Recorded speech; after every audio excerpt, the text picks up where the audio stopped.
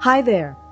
My name is Michelle Nicolo Prentice, and you're listening to Mama's Lullaby podcast, where we celebrate you and your journey to and through motherhood, the good, the hard, and the scary, giving you a place to be nurtured and mothered. You deserve it. Welcome. Hey guys, it's Michelle. Please hit that like button and be sure to subscribe so we can keep you up to date on all the latest podcasts. Hi everyone, my name is Michelle Nicolo Prentice and welcome to Mama's Lullaby podcast. You are sitting in my kitchen with my friends. Love this. My adopted son, BJ. I'm so excited. I say that every time, but I really am excited for every one of these podcasts because today we're going to talk about the song that is really her story, Lindsay's story about her adoption story. And we wrote this with Chris Roberts, who you've seen before on the podcast. And anyway, BJ is my adopted son, not legally adopted, but I adopted him when he was about 16. And he has just been such an important person in my life, and where this project is concerned, he's an extremely important person. And the reason I have him here is because he is brilliant and he asks the best questions. And I hope that that the questions that he asked really help you as well in some way. But BJ, thank you for being here and helping me stay on track. Well, Mom, it's a pleasure to be here. Pleasure to be with both of you as well. And so welcome again to the podcast. And so I want to make it really clear what we're here to do on this podcast, okay? Two main goals if you're new here. One, we celebrate the journey of motherhood. I don't care what your journey looks like. We don't really care how you got there. We don't care about the twists and turns. We want you to know that your journey is awesome. Amen. And beautiful, and it matters however you got there. So that's number one. And so number two, we want to actually make sure we create an environment where mothers can be mothered. And so that might feel like you getting to say, I don't have to be strong in this moment because I'm here to be mothered. Are you saying someone's going to take care of me? Yeah, That's amazing. Right? that's our goal. That's the goal. The goal is to create a space where you get to be mothered. And that looks a lot different because we know that through this journey, when you're responsible for human beings and households and other kinds of responsibilities that come with that emotional and literal weight, we want to make sure you have a place where you get to put that down for a little while. And so, Beautiful. if you're here for the 4 steps to change your kid's life, you're on the wrong podcast. We don't have that for you. But we hope you find that resource, and when you do, you can email it to Mom. All right, and we can pass it along to other moms. But Tell me the secrets. Exactly. But more importantly, we want to make sure you get to meet other amazing moms on their journeys as well. And we're going to hear about 2 amazing journeys today. Yeah. So, Mom, I'll let you introduce these amazing women to your left and right, and then I'll start asking all kinds of questions. Okay, to my right is Lindsay Lawler. She is a singer, songwriter, entrepreneur, and mama, Yes. and wife. Yes. And I heard about her adoption story. And when I heard the story, it was so fantastical and amazing that I said, I want to write about your story. It's so beautiful. And that's actually the name of the song. It was beautiful. And Belle here is my daughter's best friend and my adopted daughter as well. I'll take it. And her story is about placing her baby up for adoption. And now she is a mama of 3 other beautiful children. And anyway, we're going to talk about the 2 ends of this story, and they're all so important. And wherever you might be in your life, this is just, I think, a very important story to talk about. Yeah. So I'm so happy to have you here. She's got a Happy to be babysitter for her 3 kids. You got a babysitter for, well, yours is in school. She's in a camp right now. Oh, she's in That's camp. good. Okay, all right. So that's why they're here today. She's not at home alone. It's fine. Everything's fine. We didn't even think that. But with that being said, and so my job here, again, like Mom said, is she's asked good questions, but it's because I know so little about motherhood. So they said we can ask the person who knows the least about motherhood. And every question he asks is going to sound genuine, no matter how silly it is, because he knows nothing. Motherhood for dummies. I like it. I mean, essentially, that's what they did. They said, who knows the least? I love it. He'll ask really good questions. And so with that being said, I know no matter how much your stories are big parts of who you are, that's not all of who you are, right? These are parts of who you are. And so maybe for those who, before we jump into like the weeds of everything, tell us a bit more about who you are and how you see yourself now outside the lens of your stories. I know that sounds kind of weird to go there, but I know that for many moms who I've met and have heard, motherhood's a very defining moment. Like it can be very life defining. And so we want to make sure we still honor that you're a person beyond motherhood for a second too, right? And so how about this? So Mel, we'll start with you. Okay. Who is Mel the person before we dig into all the other parts of who you are in this one story? Well, You're like, I'm figuring that out right now. yeah, I'm like, oh, okay. Well, I'm Mel, and I feel like I'm, going around circle time here. It's great. I am a Nashville native. I feel like I identify with that a lot, especially with so many people moving here. I'm a mom, I'm a wife, and just passionate, honestly, about moms. When you're saying we want to have a place for moms to be mothered, that is a sentence that very much resonates with me. Basically, any work that I've ever done has been centered around motherhood, around adoption, around that motherhood transition, and it's one of those things in life that's kind of kept following me, which is really cool and really fun to see the patterns, That's awesome. Yeah. That's really cool. Thank you. I'm already crying. She hasn't even You're said already anything. crying. I'm already crying. No. And you as well, Lindsay. Yeah, so I'm born in Oklahoma, raised in Texas. I've been in Nashville for about 18 years. We were in LA before, my husband and I, and I've always been an entertainer. I guess I'll say I was always the one that like stood out in the family, not always in a good way. And becoming a mom for me was, it's not what was ever the path that was planned or envisioned or whatever. And I really quickly gave up that idea of it had to look any sort of certain way. When I saw, like early on in life, when I saw my life wasn't going to be the norm, that was empowering to be like, okay, now that I've shed that layer of expectation, life can be whatever. I'll just let it unfold however it is now. So to me, I'd say that I'm a truth teller now. I'm a radio host as well. And it's become really interesting for me, whether it be the infertility issues or adoption or some other really deep personal things that I've gone through that I've started to talk about more later in life, realizing if I say it out loud and somebody, like maybe some of my best friends are like, oh my gosh, I went through that too. And I'm like, why are we not talking about this? Why do I not know that? Right. And then it's that piece. It's like when you say the thing is gone in a good way, you know what I mean? And it gets it out. So for me, when you say ask who I am, I feel like I'm really stepping into my purpose in life. And a lot of that has becoming a mom has been one of the very best outlets for that, to prioritize and be like, stuff that I thought mattered don't matter at all. So when you say who am I, I'm gonna say a truth teller is is the role that I really hope to step into more and more, and hopefully give other people a place to feel that way as well. That's really, really cool. Thank you both for sharing. That's really awesome. Okay, so now we know more about these amazing women. Now I feel we can zone in on a particular aspect of your life. And so I asked myself the best place to start, but I think maybe we can start with how you came to discover, especially what you described really well. Like, I kind of let that part of me go. I'm not going to do this, and now I'm doing this, and this has been this awesome part of me. Tell us about how you came to, first of all, maybe discover you wanted to be a mom, and then the journey through actually coming to a place of adoption. Yeah. So for me, I'll just say, I think, and I don't know, I would love, well, you both have had kids, so I guess you couldn't speak to this, but for me, there was something in the back of my head that always knew, if I look back and if I'm really honest, that knew I wasn't going to physically carry a child. There's something that was always, whether it be from early relationships or whatever it was, there was something always in the back of my head that I never really had a pregnancy scare, nothing, anything like that. And so as I was just saying to Mel before we started recording, actually, that it was interesting to me when I had gone for years and we got a new insurance carrier. And so I had to switch gynecologists. And so when I started with this new doctor, she said to me, why have you never gotten pregnant? And I was like, oh, I don't know.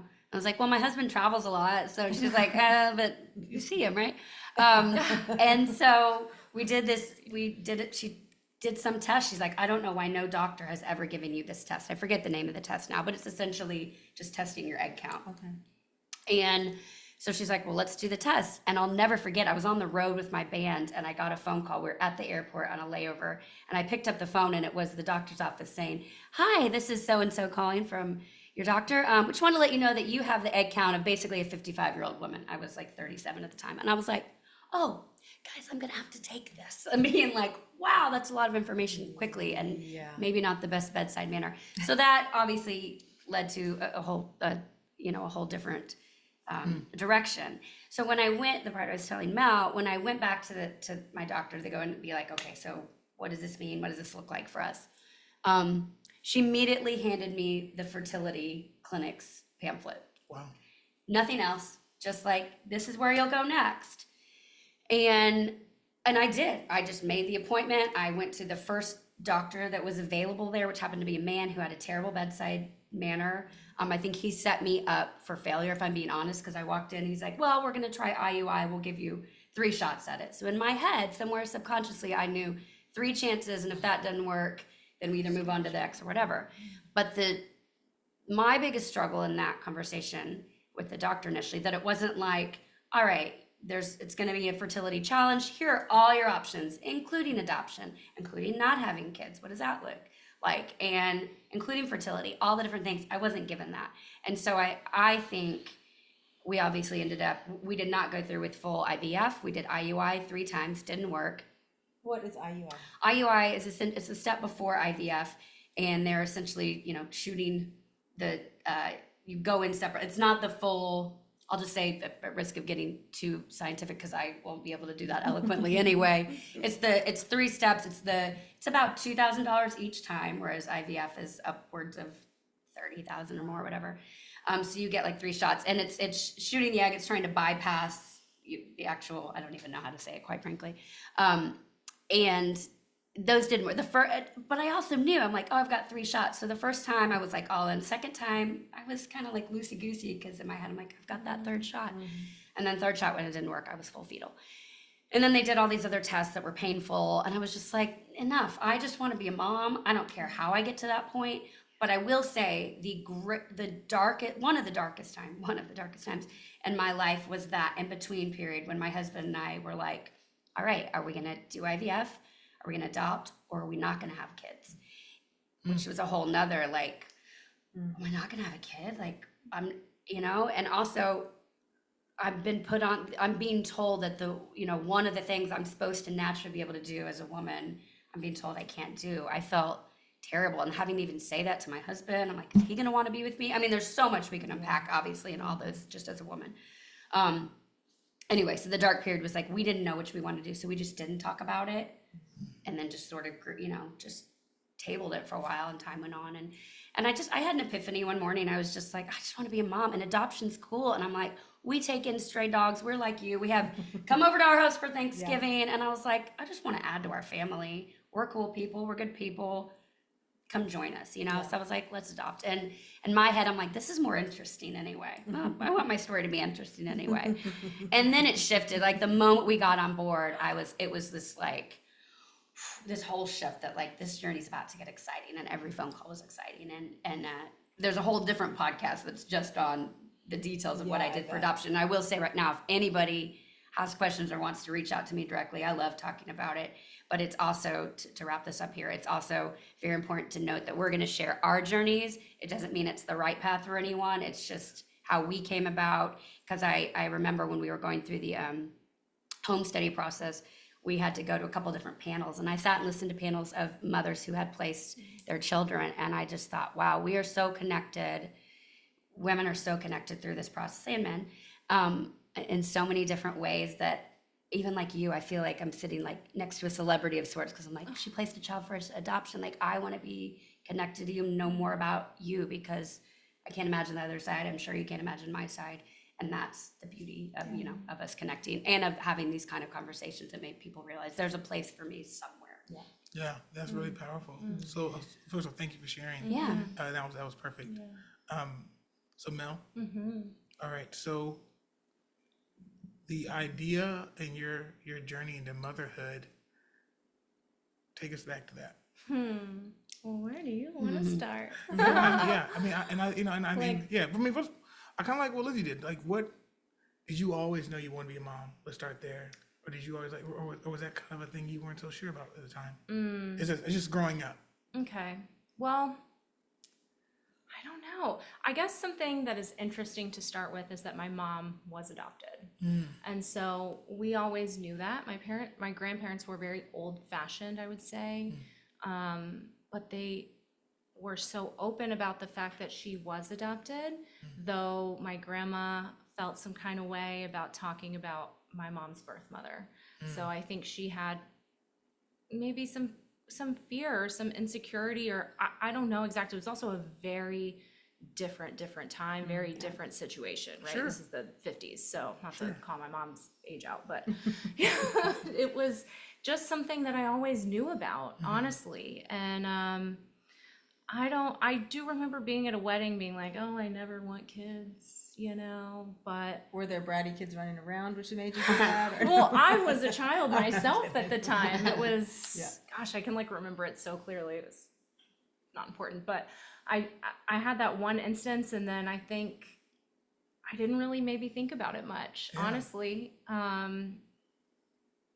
So I don't know. Yeah, that's fair. That's fair. So you, I mean, obviously, for those who mean, so you are having your first child at a fairly young age, without this preconceived idea about what kind of mother you want to be.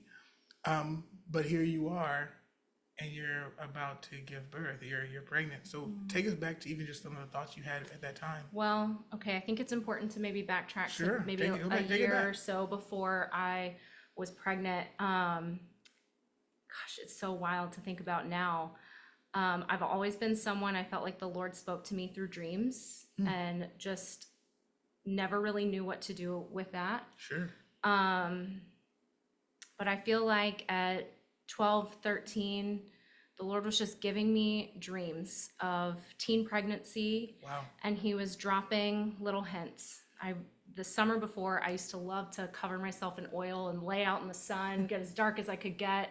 And I was reading a book out there, and it was about a girl who got pregnant. And then I remember a show that came on that was about a teenage girl that got pregnant. And I remember standing in my living room and thinking, God, are you giving me a sign? Like, this is so weird, you know?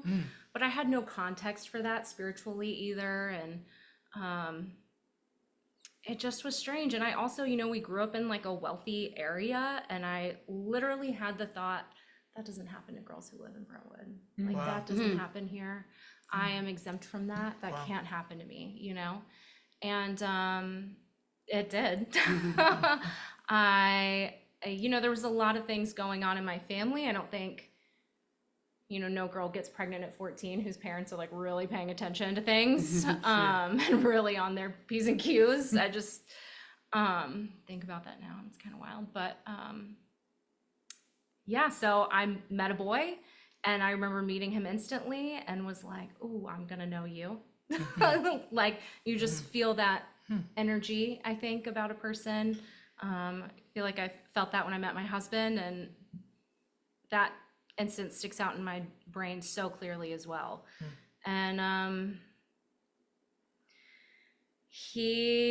there were some things that transpired, and then I remember having a dream of being pregnant again. Wow. And that I didn't want the baby to come out for some reason. And I just remember calling my best friend and saying, like, obviously I would have an abortion. I can't have a baby. Like, there's no way. Like, obviously this would be, like, I don't know what we have to do. If you have to throw me down the stairs, like, obviously, it pains me even to think about now. But obviously that would be the answer, right? And so anyway, a friend of mine drove me to Publix, so we went and got a pregnancy test, and was afraid to bring it into my house because I thought my mom's x-ray vision would see it, you know, like through the grocery bag, which as a mom, I would have seen, right? You know, and I took that pregnancy test in the, you know, Publix bathroom, and it said positive, and I knew right in that instance, I remember falling to my knees and saying, obviously I'm going to place this baby for adoption. I'm going to have her and place her for adoption. And from then on, there was never another question in my mind. So I don't remember the exact question you No, asked me, but does you- that take us down You, the road? you are answering the question exactly as you're supposed to. Okay. That's great. Yeah, and so now you almost instantaneously go from, if I have this, it's gonna be totally different. First of all, Yeah. and I appreciate you taking us back to the 13-year-old, 14-year-old Yeah. version of how you're processing the circumstance, Yeah. right? Wow. And then you immediately decide, I'm doing adoption, like instantaneously. I know the answer. So That's probably guidance as well. Sorry, but like Yeah. in the dream, like Well, to in that moment be like, It's all the Lord. Yeah. I mean, honestly, if that hadn't been planted in my mind from knowing my mom and knowing their story and how open they were about it, then like I would have never had that. And I think that's something that sticks out to me the most, is just how he weaved so many important details that could have never come from anywhere else all through it. I mean, his fingerprints are all over it. It's just, it can't be coincidence, you know? I know. yeah. It's wild. So, yeah. So let's stay with you for a second, Mel. So we fast track of the reality of 9 months, and so you immediately go tell your parents. Like, do you kind of wait a Oh, little no, longer? no, no. Like, No. and I'm not trying to make I'm not you go. trying to die. Yeah, I'm not trying to make you have to relive every part of this No. story, but I am curious. I mean, with you having that confidence immediately, but you know, all of us listening and watching understand that adoption is a process. Yeah. There's a process of you having to make that statement of make others aware of your decision. So how did that go? Like, is it like halfway in, you're like, okay, I'm showing now, I got to tell my parents that I'm having a baby and I'm giving the baby for adoption. Yeah. Okay, so I kind of love this part of the story, even though it's like a little challenging. I honestly love it. So I just call him my baby daddy because I don't have like another word Sure. for him. I told him we had broken up. Sure. He was leaving for the Marines. Oh man. And I think an important part of this story is that I was 14 Sure. and he was 19. Wow. And so there's obviously some major legal ramifications that could have come from that. He truly could have been on the line for not only statutory rape, but child molestation because I was so young. Sure. And so that was like a big moving part of this. Yeah. Oh gosh, I've forgotten about this. My mom had taught his younger brothers in Sunday school Wow. and had, I think, been in the real estate arena with his mom as well. And so it wasn't like they were a stranger to our family, even though I didn't know them. Wow. There was at least some history there. So he really advocated for abortion. And this is fun, was also an adult adoptee. His parents adopted him and then had 3 biological sons after him. And I think, well, I won't comment on his story. That's his story, but that brings things to the table. It does. It adds the extra variables and factors that are contributing to that person at that point in time and their perspective. Yes. because everybody's just going with what they know. Yeah, That's right. Right? Everyone's doing absolutely. the best they can with the With information what's they in have. front of them. That's right. Absolutely, absolutely. And actually the way I met him was through a good friend of mine who was also adopted. And so it was so crazy. Their parents knew each other through the adoption process in Nashville, however many years ago. It was knit all through it, y'all. It was so wild. So he was really advocating for abortion. Obviously, I'm sure he was scared. Sure. I was scared. And the way I was very afraid of my dad, but the way I told my mom was that I wrote her a note and I tucked it in a book she was reading. And I left it on her bedside table when I went down the street and stayed with my girlfriend for the weekend because I was like, I'm not going to be here when she gets this. Well, I don't know what she was doing. She didn't read the book all weekend long, y'all. And I came home on Sunday. I made sure to bring friends with me. It was the Super Bowl. I'm like, okay, can't kill me in front of people. Like, let me bring people with me, okay? Yeah. And we get there and she didn't say anything. I went to school and I just felt like everyone could see it on me. I felt like everyone knew. You just have that pit in your stomach. I came home and it's 4:00. Gilmore Girls reruns was on. I'm laying on the sofa. She comes downstairs and she's crying and she goes, "Is this real? Is this true? Is this real?" And I was like, and just started crying. And I think she didn't want my dad to know. So we went in my room and she goes, not that I think you're old enough to decide, but what do you want to do? That was her first thing too. That's pretty incredible. Yeah, That yeah. is incredible. It is, honestly, because she could have been so angry. She could have condemned me. She could have said, like, kicked me out. Like, Or said, this is what we're doing. yes, Yeah. absolutely. And so I do really respect her for that. And I told her, I said, I want to have the baby and place it for adoption. And she said, okay, I think that's smart. Let's do that. And honestly, even for her to be on board with that is just, it took some guts, I think, on her part, 100%. you know? And so, yeah, we just kind of went from there. It was a while until we called or told my dad. I think my mom told him. My grandpa, my mom's dad, weeks before this, is calling my mom saying, is everything okay with the girls? What's wrong with Melisa? He had dreams too. And so God had just been like talking to him, talking to Papa. Papa always knew everything. And yeah, he knew. He was calling my mom, like, what's going on? My mom's like, I don't know. So, yeah. Wow. So first of all, that's powerful. And so you and your mother and eventually your father start going through this process together. Yep. And we will save the deep dive on all of that for another episode. We'll have you back. But I am curious. So knowing what you knew about your mother's story, and so here you are venturing into this part of it. Fast forward to the end. So it's a little bit. I'm coming to myself. You still have to go through the birthing process. Yeah. And so, fresh off of this, was your baby already placed prior to birth? Yeah, so I worked with an amazing adoption agency. I still go back. I've done those meetings. I've talked to the potential parents, to the What potential. if you were at the one I was at? Maybe. I used to do it a lot. They used to like call me in for all of it. I think now, because it's, almost 20 years ago, it's different. But yeah, so I worked with an amazing adoption agency, and we got a binder of like dear birth mother letters. So they'd already gone through everything. And I kind of flipped through them, and I landed on the one, and I didn't even have to read the whole thing. I knew they were it. There were a couple little references in there, and I was like, dang, boom, got it, right? And I never questioned that after that. I didn't need to look at any others. So we induced.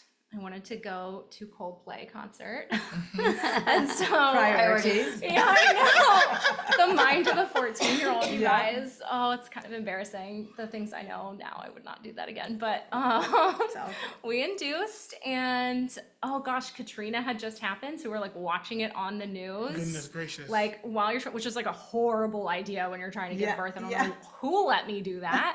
But I had a great birth. Like it was so beautiful, like truly against the odds. Everything was great.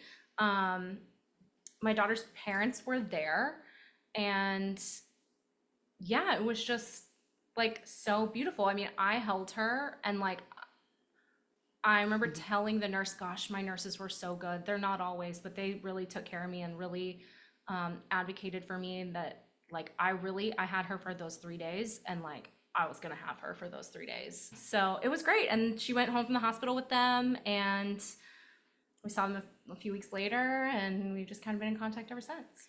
Can I say something real quick? Just because I think it's back to, you said the birth book, or the parental book. To me, the word was really important throughout is just being authentic and being true to yourself throughout it. And this isn't necessarily an adoption per se podcast, but both things with us, both when I remember my husband and I were driving to Dallas for Thanksgiving and I was filling out our like intake form, I guess as it was, in our homesteading. And it was like, are you willing to deal with a child that's, fetal alcohol syndrome or mixed race, or if they have just, a special need, whatever, it gives you all the things.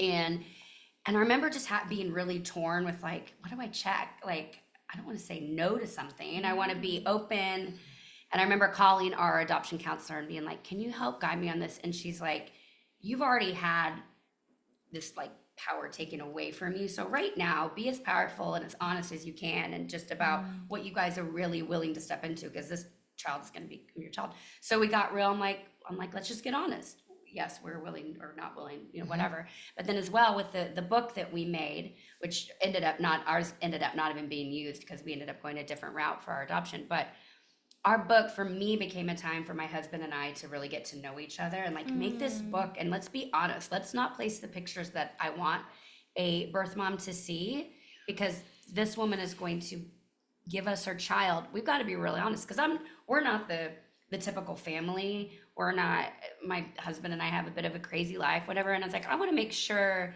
someone's saying like that fits for me. So like whatever you saw in that moment was like, oh, those people are my people, So I just think that's really important, whether it's whatever process you're in, being really truthful and authentic about this is who I am, good, bad, or indifferent. This is what I want. This is in all regards, and just like being really upfront about that. I'm so glad you said that, because truly that was one of the things that stuck out to me about them, was like how honest they were in their Dear Birth Mother letters. There were a lot of people who it seemed like they were just kind of putting on. Saying what they thought they should say. Yes, and you can sense that. Yeah, and of so when course. they brought the realness, I was like, yes, you guys, like, y'all are my people. It was, I'm so glad you said that. It's so true. That's Yeah. awesome. So here we are with, at this point, your daughter has been placed. All right, so we're gonna come back and pick up right here. Great. All right, and then I want to come back to you really fast, Lindsay. And so you just mentioned that you all had to go a non-traditional route or a different route, because the route you all were going wasn't working. So would you mind kind of picking up that part of the story for you? Well, what's funny, because you do have contact with birth family and your child now. And it's funny, we were working initially with a local agency, and I thought at first, I'm like, oh, like boutique local agency, that's cool, that's fine, whatever. And I was like, oh, they'll be close. And then I was like, if it's a 16-year-old, this hot thought went through my head, because we were older going through this process as well. I was like, well, if it's a 16-year-old, then, or a 14-year-old, I'm like, then I could kind of take her in too. Like, these are the thoughts that went through my head. If I never said that out loud, but that was in the back of my head, like, oh, that's more to add to my family, because I'm probably only gonna do this once because we're older, like that. And so as we started going through the journey, no prospective birth mothers were coming through. It had just been slow, and supply and demand was low. So literally, our adoption counselor called us, and she's like, I want to encourage y'all to maybe open up to more domestic or even international, just to up your odds, so to speak. And in that moment, I thought, oh, I'm 100% not supposed to adopt locally, because it could be really unhealthy. Like knowing who I am and how I am, it as a positive thing, a good thing about myself, I'm like, this could be really unhealthy. And I just knew, like you said, it was like an instinct where I was like, oh, okay, thank you. And once we did open that up, we picked a agency. If I'm being real honest, I was like, well, if we get to pick, I'm like, well, let's think about, what do I want then? If I can get specific. And I was like, well, I want an interesting whatever. I mean, it's like all this just weird stuff goes through your head. But again, you got to be honest. And so my mom found this agency in Dallas where my family lives, and they had specialized in Marshallese adoptions. My daughter is from the Marshall Islands. She's basically Moana, it's like what. And I was like, cool, designer, hot baby. I mean, that's weird, but I was like, hey, if we're gonna do it, let's do it anyway. And so we went down this, and they were based, really, the actual answers, they were based in Dallas. So we started looking like somebody either in Dallas or Massachusetts, where my husband's family is. So like, if we do have to relocate, for a bit, we can be there. And so we went down this path with Marshallese adoptions. We had 2 adoptions fall through, like on the way to go get them. Birth mom changed her mind, which I also want to say, if baby can end up with birth mother and birth family in a healthy, loving environment, that would always be your goal. So I was devastated, of course, but I also was able to have the wherewithal during the time to be like, okay, that's not my kid. Yeah. But what we did do, the first birth mother that came in, because I remember getting that call, you got a child. I remember just falling to my kitchen floor where we wrote the song, falling down to the floor and bawling. My husband was in Australia at the time and calling me like, we're going to be parents. And he's like, what? Do I come home? I'm like, I don't know. I have to call you back. All I have to tell you is that it's happening. And then it didn't happen. But in that moment, that first birth mother's name was June, and June is the month we got married. So at that time, I'm like, I want to, her middle name will be June. We ended up keeping that name because I wanted to still honor if that woman hadn't have changed her mind, we wouldn't have our Freya June.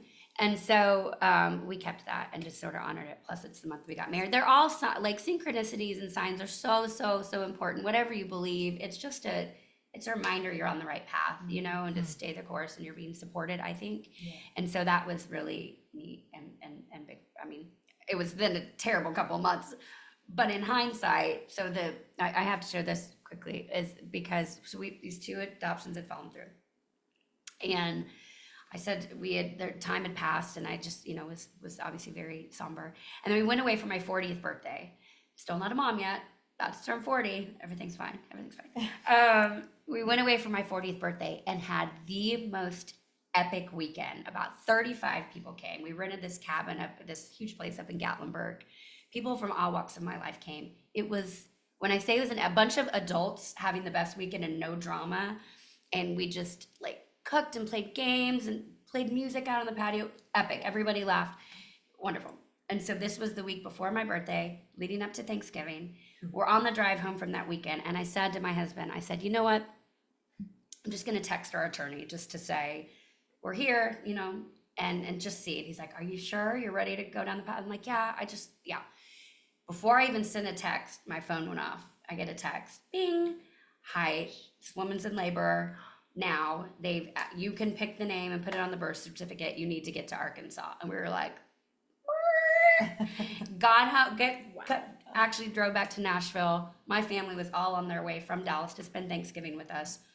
We got there and I was like, I've got good news and bad news. Good news is we're getting a kid. Bad news, you gotta go. You gotta go home to Texas or do whatever you're gonna do. And we literally packed our things, went to Arkansas. I'm like picking an Airbnb while we're on the road to Arkansas.